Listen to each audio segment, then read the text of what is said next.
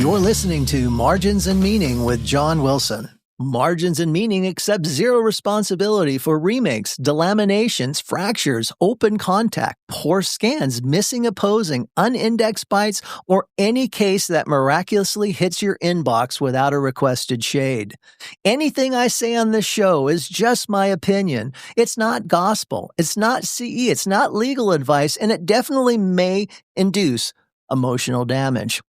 Please, if you choose to listen to anything that was discussed here today, you do so at your own risk, preferably with a full night's sleep, sharp burrs, and a clinician who actually realized there is, in fact, more shades in the shade guide than just A2. Listen at your own risk. Thank you. Welcome back to episode 2 of Margins and Meaning. And if you're here again after episode 1, first off, I'm humbled that you've chosen to listen a second time. You see, I don't have all the skills for this. I don't know how this format works in the best manner, but what I do have is a story. And if it resonates with you, I'm glad, and I want to continue this journey and learn from it. You see, episode 1 was really deeply personal. It was a story of how this life grabbed me by the collar and really, pushed me out of my comfort zone. How one moment in that little operatory really changed my entire direction of this life. I mentioned it was really the first time I felt that true weight of what we do as technicians. And it really did set everything else in motion. But the truth is, at that moment, that really sharp emotional spark, it only got me to the starting line, right? Today, I want to take you to the next chapter.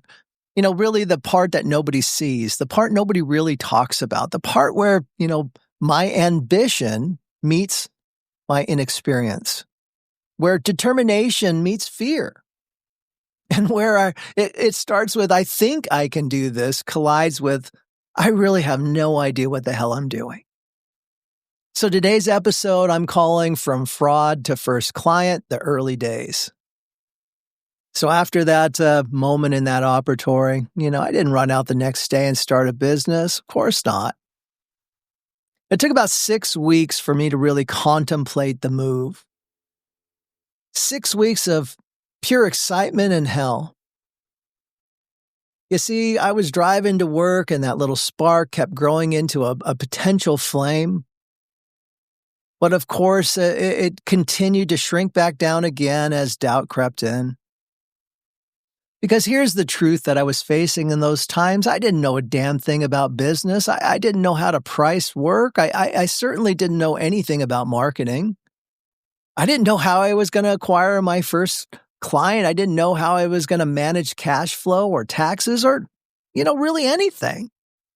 I had a few basic skills that I've acquired over the last 5 years making not so great dentures.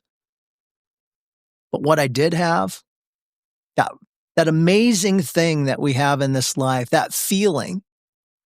Some people like to call it a calling. But I thought of it as a belief that maybe, just maybe, I was meant for something more. But even as that belief grew, my friends, there was an equally loud voice saying, "Who do you think you are? You're a tech with 5 years of basic skills. You're certainly not ready to move into this." And that voice was more or less calling me a fraud. And it was loud. But somewhere inside of me, louder than that voice, was this other truth. This other feeling that if I didn't try this now when I had nothing to lose, that I would regret it for the rest of my life. And so with one set of sweaty palms and my heart more or less beating out on my chest, I walked into that lab where I got started and I gave my notice. So walking out of that office, I wish I could tell you that I felt strong and powerful and triumphant in my decision, but I can tell you I didn't walk out of there with my head high or my chest out. I felt like a complete fraud. Silly even in a lot of ways, like I was playing pretend. My boss in those moments, that kind-hearted man, he looked at me with a mix of surprise and sadness.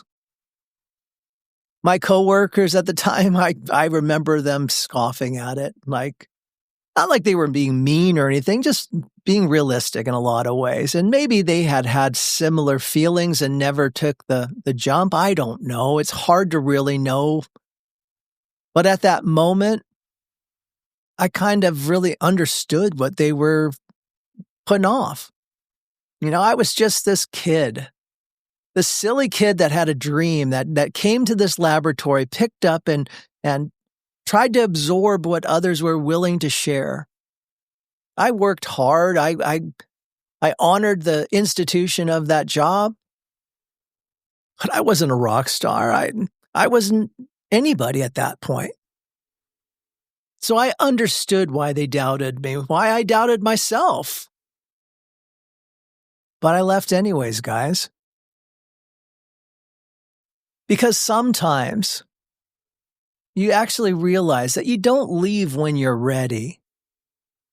You leave when staying hurts more. Just remember that, guys. Sometimes the decisions in life are never when you're absolutely 100% ready for it. But somehow you sense by not doing it, you're going to do damage. So the time comes, I pack up my little car. My girlfriend and I decide to move inland. She's graduated college. Everything is syncing up. Now we got to find a place to live where I can somehow find a way to make a business in my home. It wasn't easy. I think I broke every HOA law there was at that particular time. We did find a place inland from where we initially were living near the beach. And we rented a little condo. It had a 2-car garage in it, and that was the real deal. That was the real opportunity for me. You see, the condo was up top. We're going to live in that, and that garage was really for my opportunity to chase this little dream. And I'll tell you this much, guys, and this part might sound a little weird to you, but that garage, it really saved me. It gave me so much. It wasn't because it was glamorous. It was because it really forced me to grow. Get me out of what I knew and blossom, grow, fail, grow, fail. And to me, there's nothing better in life than be able to reflect back on those moments in life because they are humbling at times, right? But more importantly, it allows us to reflect on the things that we learned from it, and those are the things that I gravitate to share today. So now we have to take the next step. I got to find some equipment to outfit this makeshift laboratory, this dream that I had. So I take the time, I get out the yellow pages, I start doing some research and looking around, and this wasn't a big opportunity to find used equipment anywhere, but I happened to find this surplus guy that would buy out failed businesses. He had a big concrete tilt-up warehouse with just rows and rows and rows of stuff, and I walked in there and I asked if he had any dental things, most specifically dental laboratory equipment. And he said, yeah, over there on that shelf over there. So he gave me the opportunity to walk through his little business, and I found some things. There were rows and rows of just dusty stuff that nobody had looked at or put a finger on in years. It's just been sitting there forever.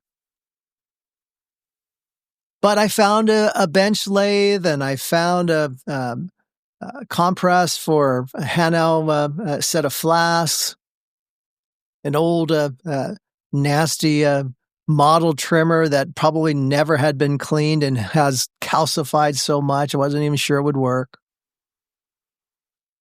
Pressure pot and old wax pot, some Bunsen burners, and just some little small sundry. So I drug them all up to the front. There was no prices on any of this stuff. I had no idea what it would sell for, but I knew I needed these things. These are the base minimum of what I needed to get started. So I bring it to the front. He's there. He says, "Oh, great, you found a few things." And I ask him, "How much?" And he throws this outlandish price at me. And I just swallow hard. There is zero way that I could afford any of this. There's no way. And again, my inexperience of actually knowing what things cost really set me back. But in that moment, he must have saw something in my eyes.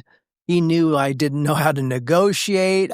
He just said, "Well, what do you really need?" And I said, "Well, I really need it all." And he says, "No, what do you really need?" And I said, "I need the price to come down." And he goes, "There you go, son. What do you have?" And instead of lowballing the guy, I came with my max. My inexperience still there, but I came with my max because this gentleman has given me an opportunity.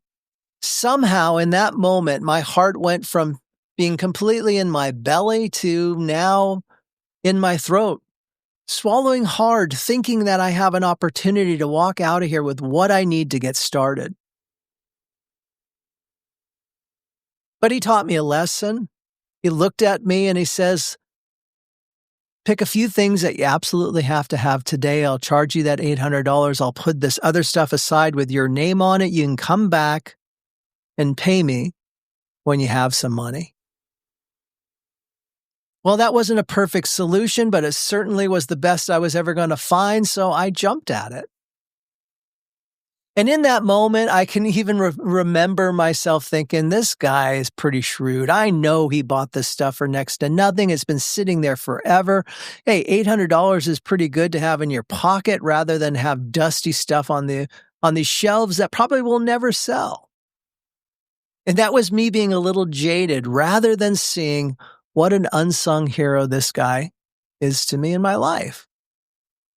You see, today, as I reflect back on that, he saw something in me. And I'd like to think that he saw the determination or the inexperience or maybe a little bit of passion of me getting started. That's the fun part. That's the real part that I would love to be true, but I don't know if that's the case. But still, he didn't grind me. He took what I had, and it was my leg up and my first start in this business. So now I have a few pieces of equipment and I'm ready to rock and I'm excited about this. But the truth is I don't have a lab. I have an empty space in this garage that is providing me an opportunity.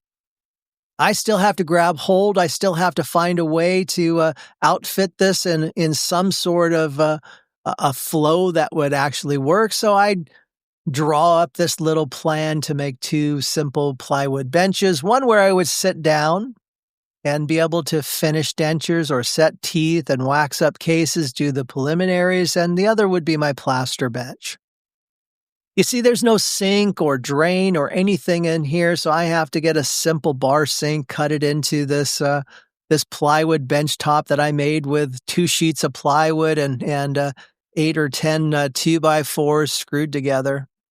Very rough, nothing polished, but functional. I have to now then learn to be a plumber and hack into the actual hot water heater supply line so that I could get water to the sink and have a place for the model trimmer to spit out its slurry. I have to cut a little hole in the vent going outside of this garage into the ivy where I drained that gray water and hoped I camouflaged it enough for the HOA not to see it. But it was mine, guys. These few pieces of equipment, this barbecue propane tank running my Bunsen burner, this old 3-well wax pot that if you touched the lid just right, you got a little zap because there was a mini short in it. This amazing Jenga built electrical system running off of a 10-amp circuit that you had to really know what to run concurrently without popping this breaker. But it forced me to learn. It forced me to get outside of what I thought I knew and learn from it. And for that, I am super grateful for this space. It stayed rude and crude, rough, but it was mine. It had a garage door opener that opened that door to my future, and I will forever remember the times that I spent in this space, this lab. This was my future. And this is what I loved about it. So now the exciting part is coming. I'm just going to walk into any office and they're just going to throw work at me. At least that's what I thought. So this next section I'm going to call the cold calling gauntlet, because that's really what it was. Realizing that now I have the infrastructure behind me, I have a couple benches, some used equipment, and some sundries to start making some things that look like dentures. But, having a lab and having clients are two vastly different things. So I'm going to have to go and acquire some, right? So I think it's going to be easy. I'm going to walk into any office and they're just going to throw work at me and it's just going to grow from there.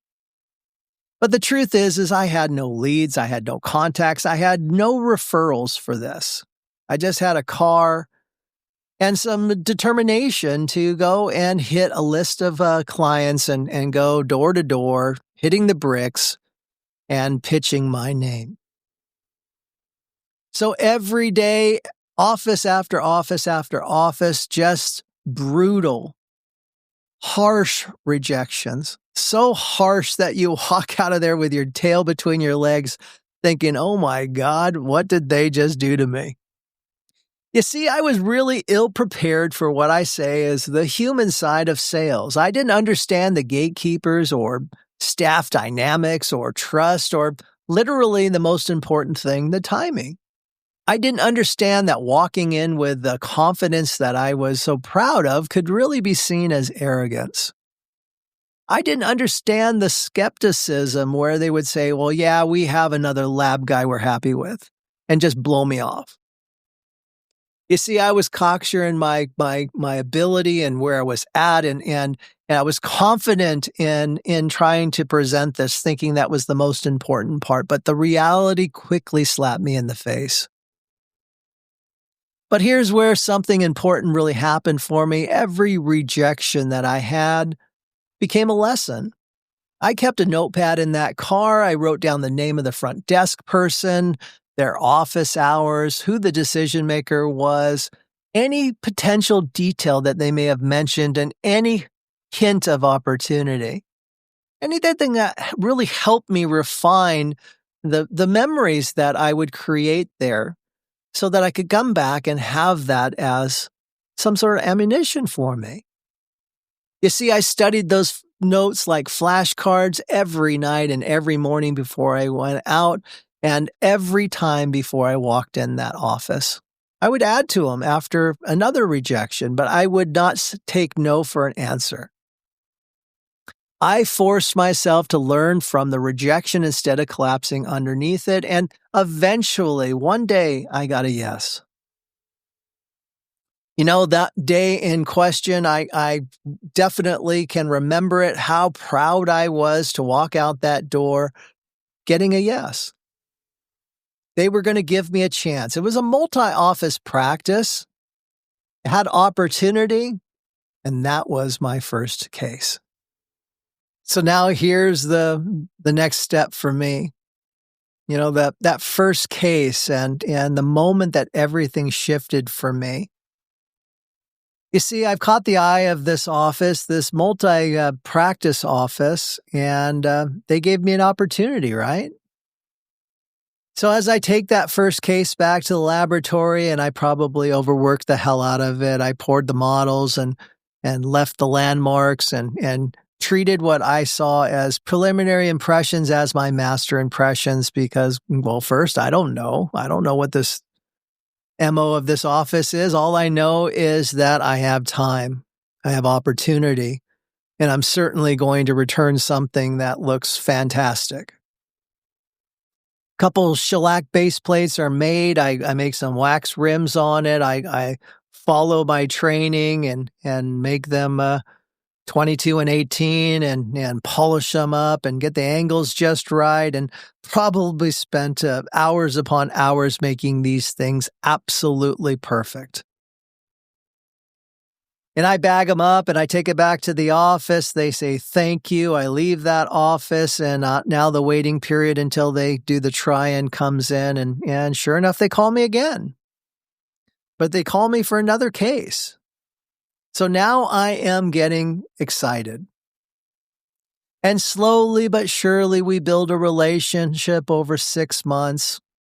This multi-office practice starts to delegate to multiple locations for me to take their work on. So now I have a little lab with a little bit of work to keep me going. And I'm excited. And 6 months go by, and on a faithful Monday morning, I get a call. I get a call from this client, and instead of being excited to hear his voice on the phone, I'm thinking all the things that he's going to complain about. I think about all the late nights that I've been in this garage, all the aspects of what it takes to, put in the time and effort to make these appliances. And something happened, because that day he didn't call to complain or demand a remake or tell me he was switching labs or to tell me some case got screwed up. He called me.